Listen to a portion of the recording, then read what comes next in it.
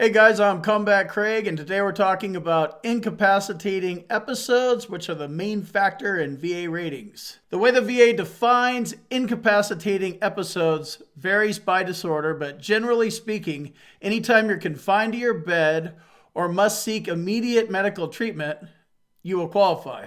The idea here is that the incapacitating episode is so severe that you cannot work while it's happening. The issue here is you should not depend on the VA rater, the RVSR, to find every time you're confined to bed or in an ER or in urgent care or inpatient or something like that. List all episodes on a cover letter with the service-connected condition or the condition you're filing a claim for with the place, date, and the outcome. Spell it out for them. Communication should be done in writing, and secure messaging on My Healthy Vet website is a good option, as that is now part of your medical records, so keep that in mind. Incapacitating episodes can be a factor in nearly any disabling condition if you think about it.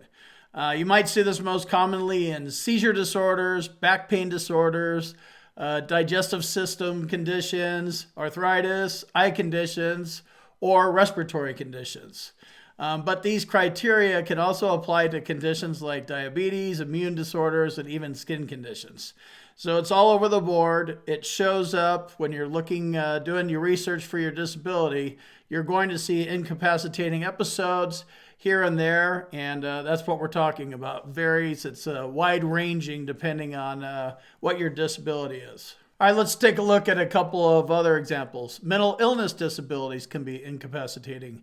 Many veterans experience illness as a result of being exposed to hazardous chemicals or being a prisoner of war, for example. These illnesses take the form of psychosis, persistent depressive disorder, aka major depressive disorder, PTSD or some other form of anxiety like generalized anxiety disorder, damage from frostbite, stroke or stroke complications, hypertensive heart or valve disease, to name a few. That's just under the mental health part. Another big one that is incapacitating is back pain. Back pain is a common condition for veterans to suffer from. I am no exception. I have a 10 millimeter herniated disc at L5S1.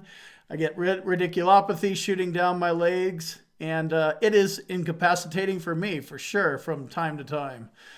Since back pain is so versatile, it can be confusing to understand, what conditions are actually covered by VA disability. Before I go deeper into back pain, if you like this kind of content about VA claims and VA disabilities, please consider subscribing to my channel and clicking the like button on this video.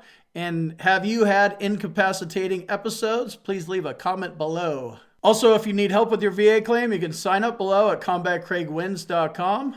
And we'll get you over to a veteran coach, and we'll see what we can do to help you out. So moving on to incapacitating episodes with the back. The back can be categorized into two different categories. They are the middle and lower back. Thoracolumbar spine is composed of two parts as well.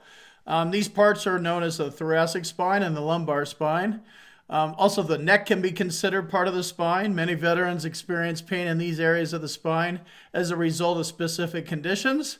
So as I mentioned, I have a 10 millimeter herniated disc at L5S1, and I also had anterior discectomy in my neck. C3-4, C4-5 are fused together. So I have cervical issues and lumbar issues. For a lot of veterans, the disability they struggle with isn't constant, but flare-ups happen in the form of incapacitating episodes. It can happen weekly, monthly, or just a few times a year.